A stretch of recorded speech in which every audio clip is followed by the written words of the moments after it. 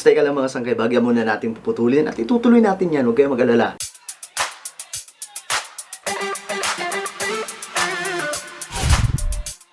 Yun naman isa mga sangkay, this is me and I am back for another video, another content na naman mga sangkay na ating gagawin ngayon. And if you don't know my name, just call me Sangkay Janjan, kung sa Tagalog, kaibigan Janjan. Kung bago ka pa lang po sa ating channel, welcome ka po sa mundo ng mga sangkay. At kung hindi ka pa po nakakapag-subscribe, please subscribe my YouTube channel and click the bell notification para lagi po kayong updated sa bawat video na ina-upload po natin. So today mga sangkay, maganda po yung content natin dahil papanuurin po natin ang pangmalakasang speech ni Pangulong Marcos. Naku po, sa lahat ng mga kabataan, please, tapusin niyo po ang video na to at ikalat niyo po pagkatapos nating panoorin dahil dito mga sangkay, sa video na to, dito po ako naniwala na si Pangulong Marcos ay napakatalino. Ang video na to ay isang pangmalakasan, pangmalupitang speech ni Pangulong Marcos, no?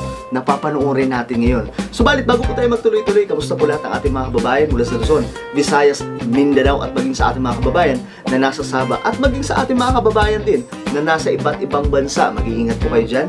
Shoutout din po sa lahat ng mga kabataan na talagang namang solidong sumusuporta. I love you guys. So this is it mga sangkay. Umpisahan na po natin ang pangmalakasang panunood o video reaction sa video o speech ni Pangulong Ferdinand E. Marcos sa state visit niya po doon sa Amerika noong September 16, 1982. Alright mga sangkay, ano bang hinihintay natin? Tara na!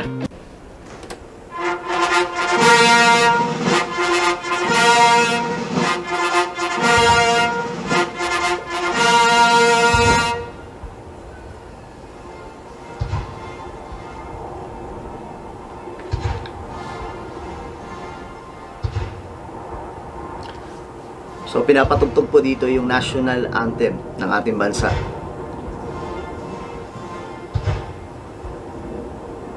Ang tikas tingnan ni Pangulong Marcos, no? Yung tipong tayo pa lang niya, dito ka nabibilib at mapapahanga ka na sa kanya.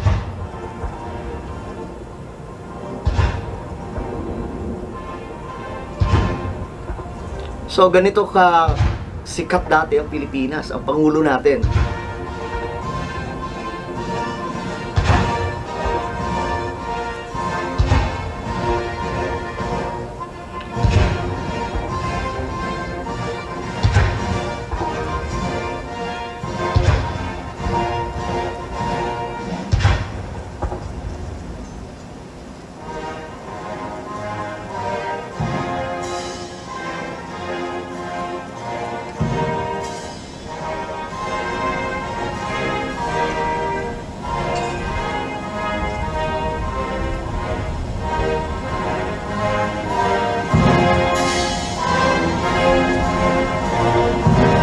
So habang pinapanood ko mga sangkay, parang na-imagine ko yung panahon na yon, kung gaano ka kilala yung ating bansa, kung gaano ka makapangyarihan yung ating bansa. Marcos lang talaga malakas. Kaya hindi na po ako nagtataka kung bakit sobrang idol ni Pangulong Duterte, si Pangulong Marcos. Tingnan nyo, tayuan pa lang. Straight na straight.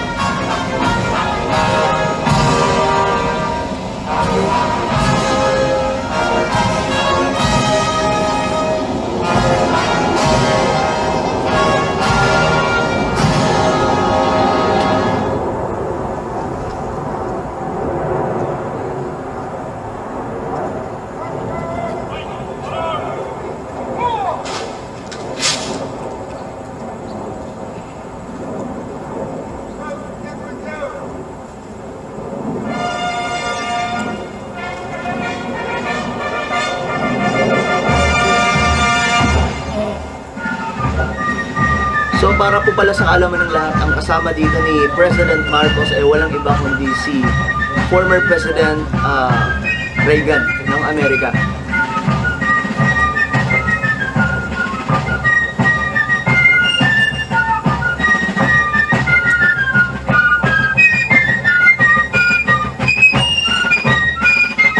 So I think sa ano na to, sa part na to is may presentation po yung mga militar, mga Amerikano.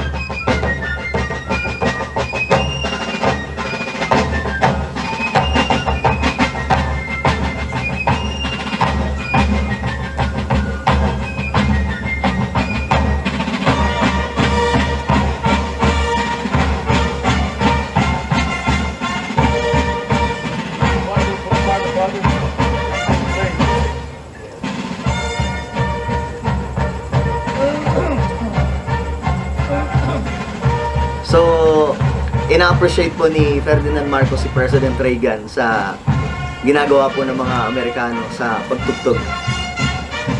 Ayan, pinakita na sa wakas.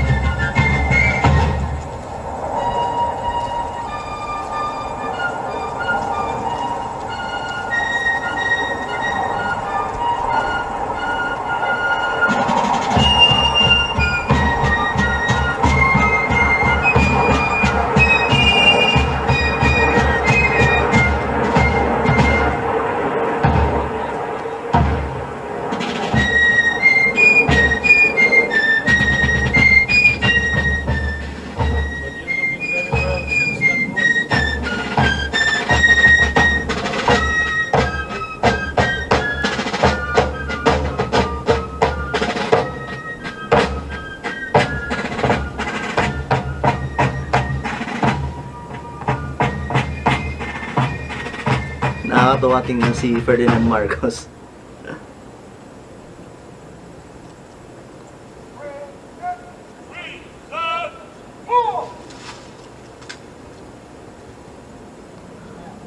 So mukhang may presentation pa. President, pledge the honors.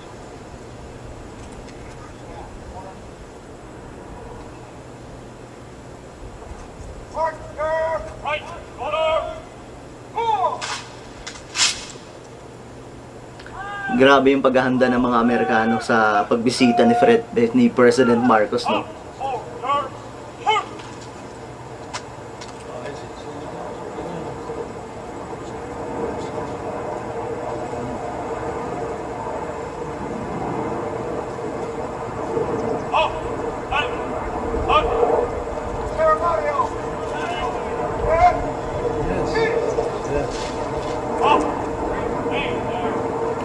Ang angas, no? Ang astig ni Pangulong Marcos tingnan.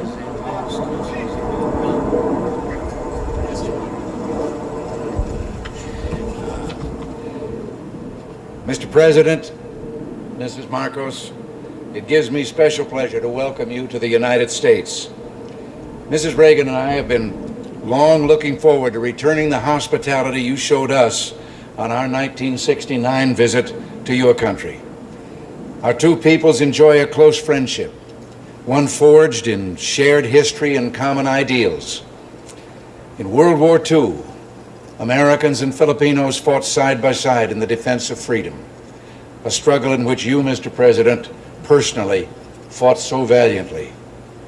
The values for which we struggled, independence, liberty, democracy, justice, equality, are engraved in our constitutions and embodied in our people's aspirations. Today, our ties remain strong, benefiting each of us over the full range of our relations. Politically, we tend to view So many pansin world nyo si issues the President same Reagan general dito, may way. binabasa po siyang Yours, speech. Mr. President, is a respected voice Pero for mamaya si reason and Pangulong Marcos moderation wala. in Yun po yung international kaibahan. forums. Talino The talaga. Philippines, with its ASEAN partners, has taken the lead in search for self-determination for the people of Kampuchea. In that vein, let me also pay tribute to you and Mrs. Marcos' personal leadership and commitment to the care of refugees in Southeast Asia. Under your direct sponsorship, the Philippines Refugee Processing Center has become a model of its kind in encouraging the development of self-sufficiency and the restoration of human dignity. The Philippines and you, Mr. President, play an important role in addressing the problems of economic development in the world. At Cancun, we made a new start toward a more effective and practical dialogue and improved cooperation among industrial and developing countries. Your leadership in that area, Mr. President, is vital and widely respected. Under your leadership at home, the Philippines can boast a record of solid economic growth over the past decade, attributable in significant part to its hospitable attitude toward free enterprise and private initiative. Your country's dedication to improving the standard of living of your people is an effort in which we've been delighted to participate through bilateral and multilateral economic assistance. Your continuing interest in better nutrition has led the Philippines to achieve self-sufficiency in food grain production. You can also point with pride to the success of your rural electrification program, now bringing benefits to an increasing number of remote regions. And I find it a matter of personal satisfaction that your country and my home state of California are both pioneers in developing geothermal power to replace expensive energy imports. The United States remains the Philippines' leading trading partner, and American firms are the largest foreign investors in your country, reflecting their confidence in your progress and prospects for economic growth. You see mga sangkay, We have welcomed the growing two-way trade between our nations and have been pleased that we've been able to keep our markets for the products of your growing manufacturing and industrial sector the Grabe. most open of any country mula sa in bibig the ni President industrialized Reagan, world. malago ang bansa natin ayon sa kanya. America considers itself especially fortunate to have nearly 1 million persons of Filipino heritage now residing in our country. They bring with them their energy and their talents, and they contribute enormously to the rich diversity of American society. Similarly, thousands of Americans, enchanted by the beauty of your nation and by its people, have chosen to live in the Philippines. Our security relationship is an essential element in maintaining peace in the region and is so recognized. This relationship, one of several we have in the Western Pacific, threatens no one but contributes to the shield behind which the whole region can develop socially and economically. Mr. President, under your leadership, the Philippines stands as a recognized force for peace and security in Southeast Asia through its bilateral efforts and through its role in ASEAN, which is the focus of our regional policies in Southeast Asia. Mr. President, Mrs. Marcos, the United States deeply values its close friendship and alliance with the Philippines. We seek to use this visit to further strengthen our ties with your country. Nancy and I are personally delighted that you're here, and we say welcome to the United States, welcome to our national home.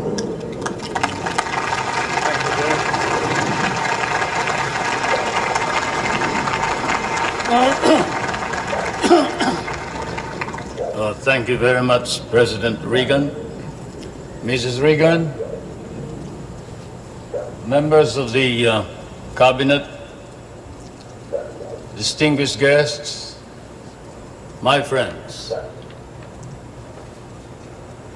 On behalf of the 50 million people of the Philippines, Mrs. Marcos and I express our gratitude for your warm welcome to Washington and to the United States of America.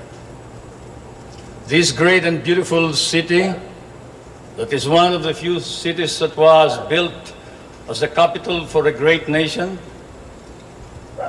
is indeed, as has been written, the key to knowing the secret of America. And this house of the American people, an American frontier that never vanishes. Your beautiful city with its grand memorials, its monuments, its walks, is indeed a city that memorializes the great achievements of your people for the past 2 centuries. But more than that, it keeps offering to the enterprising and the talented, the courageous and the strong, the rewards of effort and of initiative. At the same time, as I stand here on American soil, I realize that I stand on what may be the center of the government of the United States of America, here where, as I have often stated, the future is being born. The future is being born depending upon the man who is in the White House. And the man who is in the White House today certainly is creating a new future for our world.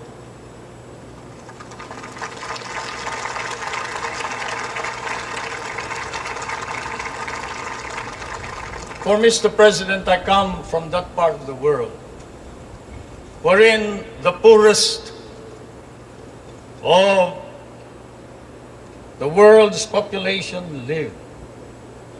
I come from that part of the world that cherishes an image of America with its ideals, its dreams, its illusions. I come from the Philippines, a part of Asia, which has been molded along the principles of American democracy. We learn to love these ideals and principles, and we lost 1 million of our people fighting for them in the last war. We have always stood by these ideals. We shall continue to do so, whatever may be the cost, at the risk of our fortunes, our lives, but more important of all, our honor. We stand for the ideals of democracy that is our legacy from the United States of America.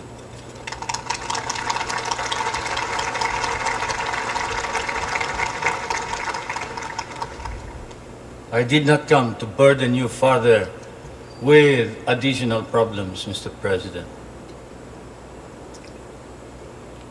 For I know that, as I have said in many a speech before my own people and before the world, fate and destiny has decreed that the United States of America be the trustee of modern civilization against the threat of a possible second dark ages. And America cannot fail. And therefore, we, the Filipino people, come and bring to you a prayer that God and His divine providence may grant you guidance, strengthen both your heart and hand, so that that hand may be strong on the lever of power and save our humanity.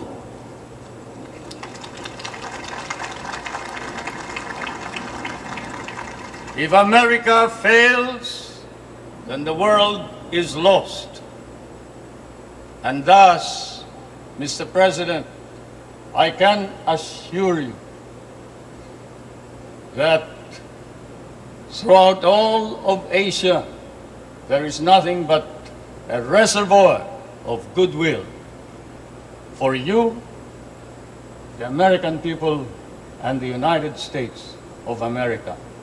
Once again, may I say thank you for your warm welcome and your hospitality, which I know we will never be able to reciprocate. Thank you.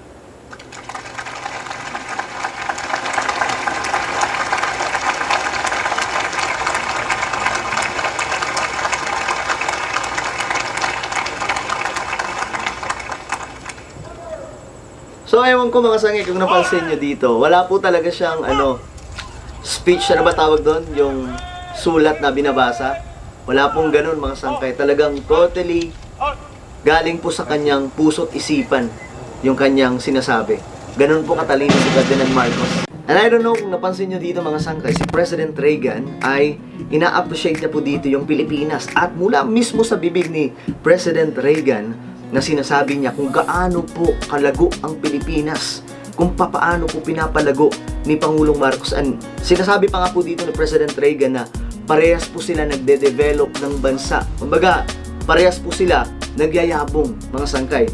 Ganon po kalupit ang Pilipinas noong panahon na mula mismo sa bibig ni President Reagan, sinasabi niya na ang Pilipinas noon ay talagang very, very progressive country. Na-amaze ako kung paano po siya magsalita, yung tayuan niya, yung paano po siya mag-deliver ng salita, ng message, talagang maiintindihan mo, Marcos pa rin. And Bongbong Marcos for President.